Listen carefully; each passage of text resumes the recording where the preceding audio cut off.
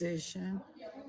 And also, they had a sheet here that on this QR code, you can scan that and be able to comment and send it to them this way too. If you were unable to make the meeting this evening, you can scan this QR code and make comments, public comments there. And here is the clause number for the rate.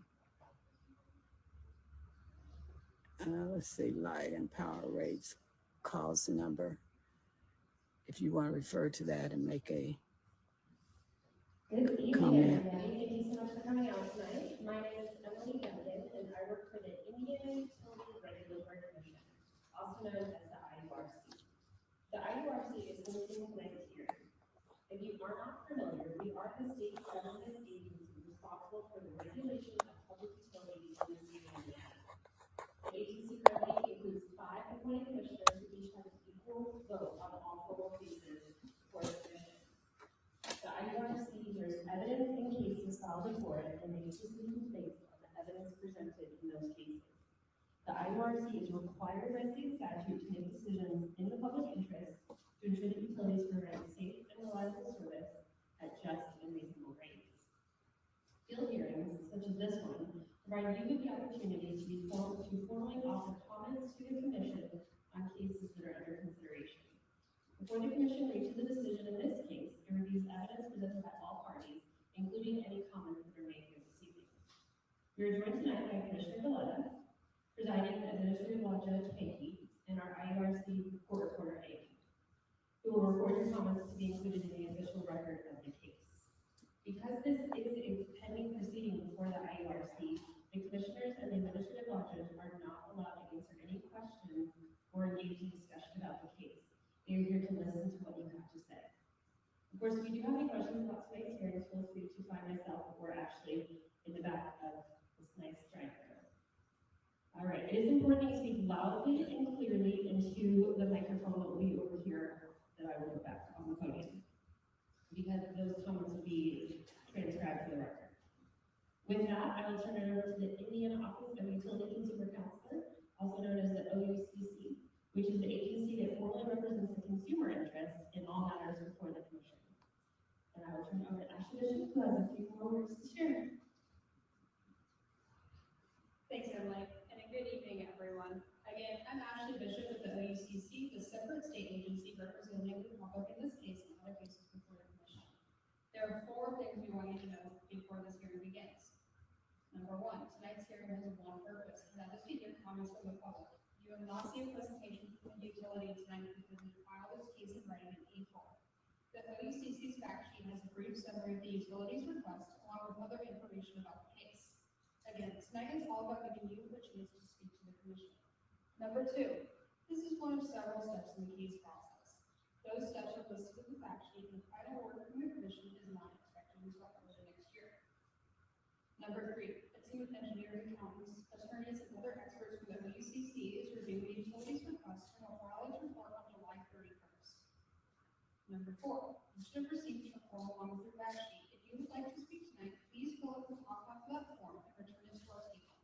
If you don't want to speak tonight but still wish to make comments, you can do so in writing using that same form or after the hearing to the avenues noted on the fact sheet. Written comments carry equal weight to the spoken comments heard here tonight. They will become part of the formal case record so long as we receive them by July 24th. Thank you so much for coming out tonight. If you have any additional questions, please feel free to find me or another OUCC team member. And with that, I will turn it over to Judge Hankey, who will begin the hearing. Good evening. I'm Steve Hankey, Administrative Law Judge with the Indiana Utility Regulatory Commission. To my right is Commissioner David Valletta, here joined by Amy. Mr. Haas represents the Office of Utility Consumer Counsel. As you've heard, tonight's hearing is to provide the general public an opportunity to testify about the relief requested in this clause. Testimony may be provided orally or in writing, regardless of how comments are provided. They will all be part of the record, and you will consider them. This is a formal hearing, and all testimony provided will be given under oath. As in a formal courtroom proceeding, no outbursts are permitted here. For all testimony to be properly recorded, each witness must speak in the microphone slowly, clearly, testimony should only address the specific issues raised in this proceeding, specifically things related to Anderson's request for updated rates, charges, and financing for electric service. The commission will consider all public comments tonight. However, Indiana state law prevents us from answering any questions as part of tonight's public field hearing. If you're going to speak tonight, Mr. Haas will let you know when to approach the microphone. Finally, I'd like to give special thanks to Anderson and staff for hosting us tonight. Thank you for go on the record. This is a field hearing before the Indiana Utilities Regulatory Commission. The clause documented before the commission is clause number 46397. Captioned as petition of the city of Anderson, Indiana, by and through its municipal electric utility, Anderson Municipal Light and Power, for 1, approval of the new schedule of rates, and 2, approval to improve indebtedness through the issuance of electric utility revenue bonds. Notice of the time and place of this hearing was given as provided by law by publication in Marion County's Indianapolis Star on July 2nd, 2026, and Madison County's Herald Bulletin on July 3rd, 2026, and the Elwood Call Leader on July 9th, 2026. These are newspapers of general circulation, and these publications were made at least 10 days prior to the date of the field hearing. The proofs of publication of the notices have been received by the commission and are now incorporated into the record of this clause by reference and placed in the official files of the commission. Notice has also been given to the Indiana Office of Utilities and Sewer Counselor and other interested parties. Thank you, Your Honor. Appearing on behalf of the LUCC, Jason Watts, representing. Thank you. Will all who know themselves to be witness in this clause please stand, grateful, and raise your right hand to be sworn.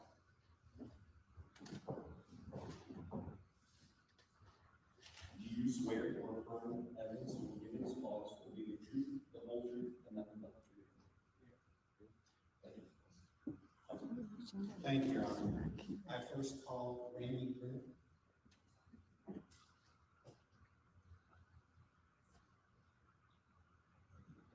Thank you, Mr. Ware. Please state your name for the record.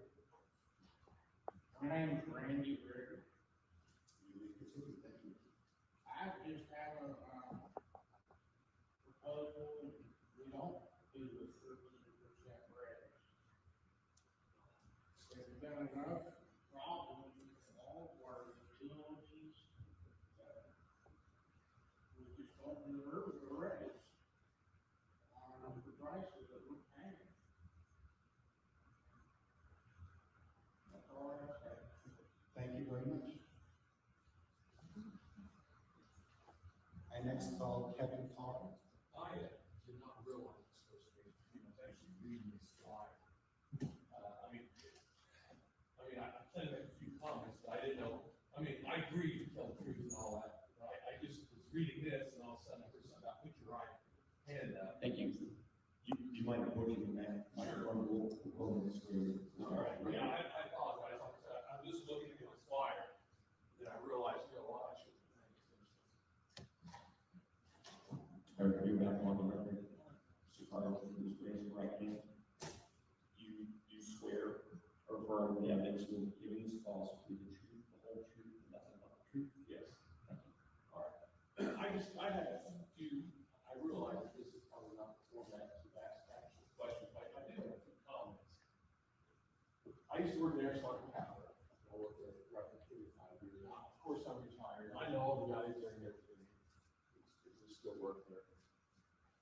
However, when they were going to the city council for this, to get to approval, I was out of town, so I could not watch it, could not be there in person. But I did watch it on YouTube, and I was able to take a few notes and some screenshots.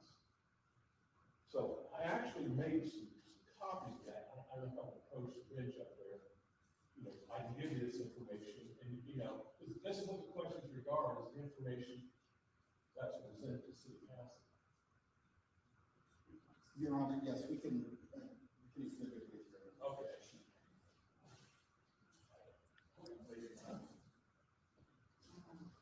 I got one more left for myself.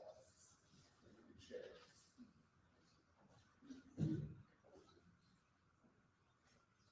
For the record, I'm really not for or against the rate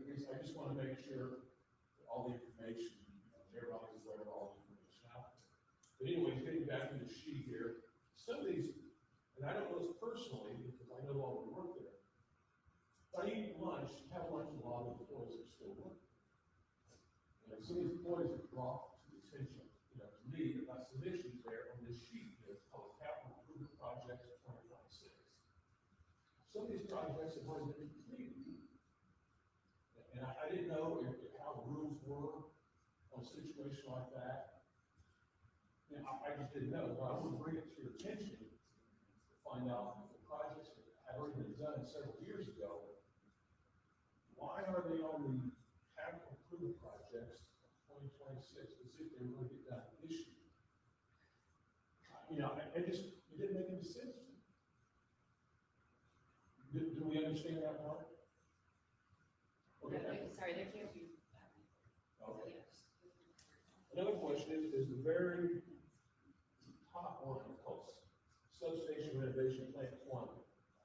Now, we inherited that from GM years ago. It's always been sitting out there. And in the past, it was never really feasible to upgrade the substation and actually take load.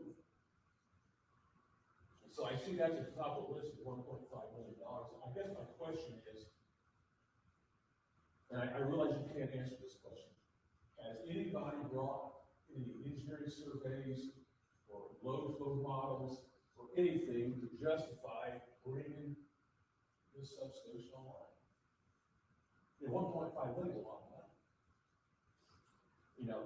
Is there a huge project coming to town like a data center, or Bitcoin mining, or a huge factory where you would need this type of loan? Because at the present, at least the way I remember it, unless the peak has changed, our all-time peak is 192 megawatts. If I remember correctly, it's been 5 to 6 years since I worked there, but that's the magic number that I remember, 192 megawatts.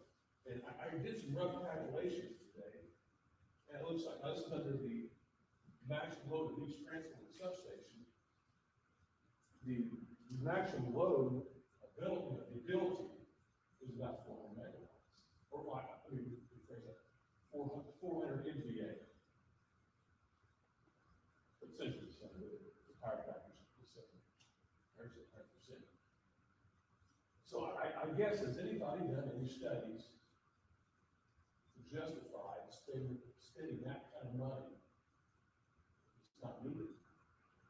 What we don't want is this to be a want and not a need. If it's needed, great. I'm all for it. But if it's a want because we're just looking, you see what I'm saying? There needs to be a true need. Now I know after I left, there were 3 substations in roughly about 40, I don't know the exact number because again, I don't work there and I don't remember every detail of the substation transfers.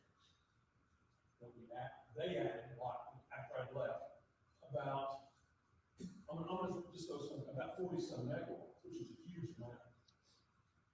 And then, over the past several years, they've added about 33 megawatts in solar. So if you combine the two, now I realize solar doesn't work well. Solar is a good peak shaper. We all know that, right? But nevertheless, a lot of megawatts have been added to the system. And I'm wondering, has this or will it be utilized first before you spend $1.4 million on building the Plant 1 substation? I mean, that's a huge amount. That needs to be addressed. So make that. So to end this, there's several things on this list that's already been done.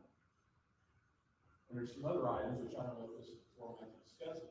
There's some other items that are questionable whether either needs to be done. Now, if there's a need, I'm all for it. If it's a want and not a need, I think we need to address that issue. And like I said, this is presented to the city council for capital improvement project for 2026. they've already been done, I'm not sure why you would include that as a proposal for 2026. That's all I have to say. Thank you, Mr. Carr. You're welcome. Thank you. I next call Ben Glick. As you can see, there's nobody here. So, If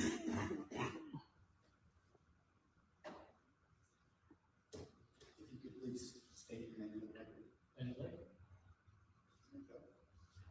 So I come before you this evening just to give you a little background on what we're seeing here in Anderson specifically. 21% of Anderson live in impoverished conditions and household income under $46,000. Now that is huge. There are children that are going to school without being fed. Sometimes it's incredibly difficult for this exact reason, because there are kids that are going without being fed for days. All right, something that we are trying to take care of as a community. And this is something that should be noted. Now, 2026, so far, we've seen medical coverage increase, housing insurance increase, we've seen cell phone companies raise rates per line, gas has gone up, food has gone up. It costs more on a monthly basis to make a household work than it ever has before, and we're seeing that specifically in 2026. A few of the things that I am curious about in regards to this increase is we had an increase in Q4 of 2025, I believe 3.5%. Now there is a suggested increase of almost 15% across the board. It's said that it's going to raise rates about $17 per household on average of 1,000 watts, 4 watts. I ran just a quick percentage on what it's going to cost my family. It's going to be about $32 per summertime watts. And if we take a look at that, household like mine, I will say, we can absorb a cost like that. And that's something that we're willing to do. We don't want to, but we're willing to do. There are numerous people within this community that cannot absorb a cost like this, an increase like this.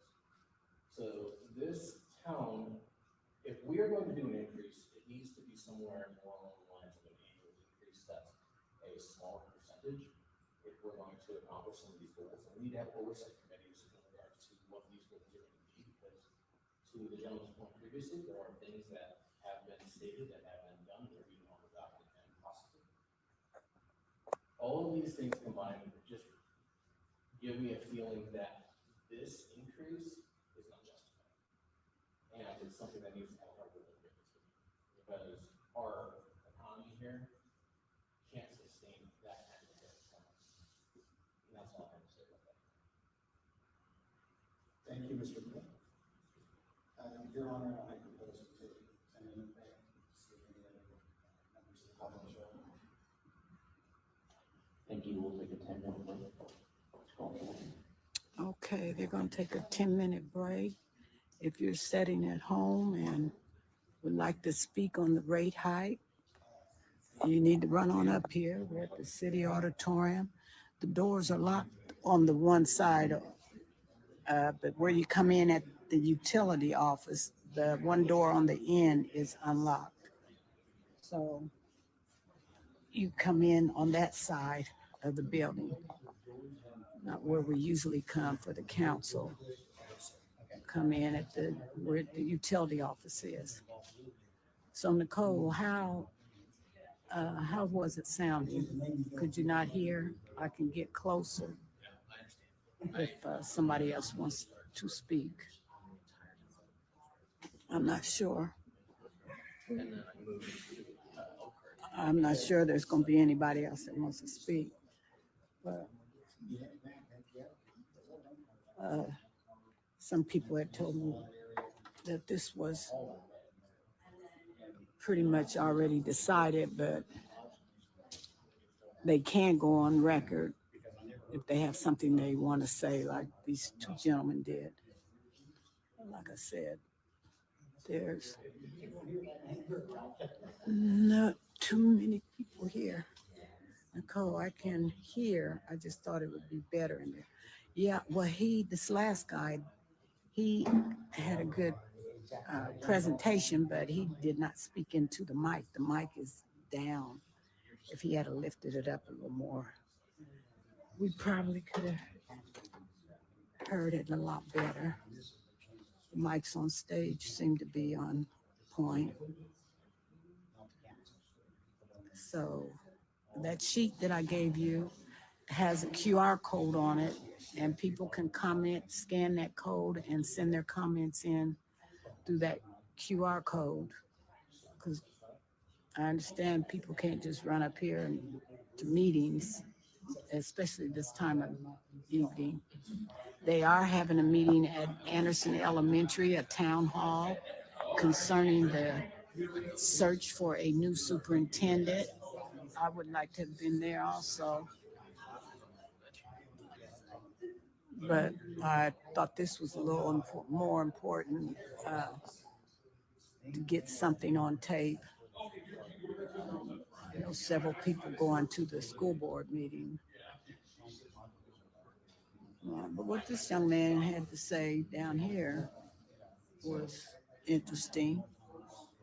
He spoke about projects that were on the sheet to do that had already been done. I'm surprised nobody from the city was here to correct him or say that might not be true. Oh, see, there was a guy here that said he was working on stuff. Ken's up there trying to get some more information. Now, he said he couldn't answer no questions, but he's down there talking to a young man who had some questions about the projects they had for 2026. And also, if you're just jumping on, the man down here knew about like Light and Power. He used to work for Light and Power. And he said to ask for this much of a load, some of these improvements, it was almost like they were getting ready for a data center or something. So that was very interesting. We definitely would like to know if we are planning for a data center, why we would need that much infrastructure done. And since according to the newspaper, they do not have a capital improvement plan finished. I was told by someone, well, they want to see if they're going to get the rate first. But I would think you would want your plan first so you would see what kind of rate to ask for. You may not be asking for enough, or you may be asking for too much. So there's no plan for us to actually see. There are things listed that they want to do in 2026, but there's really no plan to put online according to the newspaper. It said that the capital improvement plan was not completely finished yet. So that's an interesting point. So we're really not sure what we're going to end up with if they approve this. If it will actually be enough to do what they need to do or have to do, or will they have some left over? But they talking to the young man who had all those questions about the projects that they listed for 2026. So that'll be interesting to see what Ken prints in the paper about what he said. He's not under oath now. He's talking to one of the officials. Was supposed to be sitting up there. It doesn't look like anybody else needs to come forth. I don't think anybody's going to come up here and say, yes, we need this rate hike and go on and give it to them and not know exactly what they're going to be doing. I know they have a list of things that need to be done. And they got to pick and choose what they can afford to do. I can hear, just thought it would be better.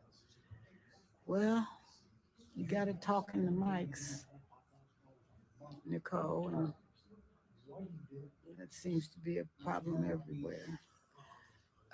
Nicole, they said the commissioners' meeting's tomorrow morning at 10 and they have a full agenda. I don't think I can make it. I might be able 10, 11. I may try to move some things around and try to make it. Take a look at the agenda, the commissioners' meeting. Oh, guy's still over there talking. I don't know what he's talking about, but he did enough talking up here at this microphone. Once again, this is the Indiana Utility Regulatory Commission. If you live close enough to run up here and you have something to say about the rate hike, they'd be glad to hear from you. Oh, okay. Dave records too. Dave Sargent's not here. What is he recording, Nicole? Oh, he'll record the meeting in the morning. Okay, I'll pick up his feed then. You're talking about tomorrow morning. Is Dave recording tomorrow morning, Nicole? They're still talking. Look at Ken. No, he can't hear. I forgot. What position? You got all that, Ken? I said, you got all that? Yeah. Yeah. Yeah, sure you do. And they're getting ready to start back up. They'll probably close it up. They came up here for these two little comments. But I can tell you for a fact there was nothing posted on the city website about this today. That's when I looked at it. There was nothing on any of the doors when I came in, not the auditorium door, not the door that you come in on. There was no sign of nothing. In fact, I asked a few employees that were leaving about the meeting, and they had no idea what I was talking about. So they certainly wasn't advertising it up here that I could see, because there was nothing posted today. Now, if they had something posted, it must have been taken down. And like I said, the doors that you normally come in for the council meeting, those doors are locked. You have to come around to the utility department, and one of the doors are unlocked, and it's the door on the end, on the west end, I believe it is. But try all of them if you have to, if you're trying to come up here. One of those doors is unlocked. But it's the last door on the end or next to the last. Try them all if you have to. But there was a lady down there that was standing in front of the only door that was unlocked, and it didn't have any note or sign on it. Nothing on it. He's still talking. Okay. I think he said enough for all of us. He gave up enough information to get somebody thinking. Well, I'm sure there were a lot more people who would love to have been here and would have had something to say and could not make it, either did not know about it or couldn't get up here. Right. Back on record. Thank you, Your Honor. The OCC, just to be said, there are no other members of the public who wish to speak. I move for entry of exhibit FH1. You hear no objection? Exhibit FH1 is evidence. participation in today's hearing. Cause number 4639 continues evidentiary hearing, which is scheduled for September 21st, 2026 at 1:30 p.m. Eastern in room 222 of the PNC Center, 101 West Washington Street, Indianapolis, Indiana 46204. Okay, guys, that's the end of this meeting. I'm going to run over here to the elementary school, see what's going on over there. So I'll holler back.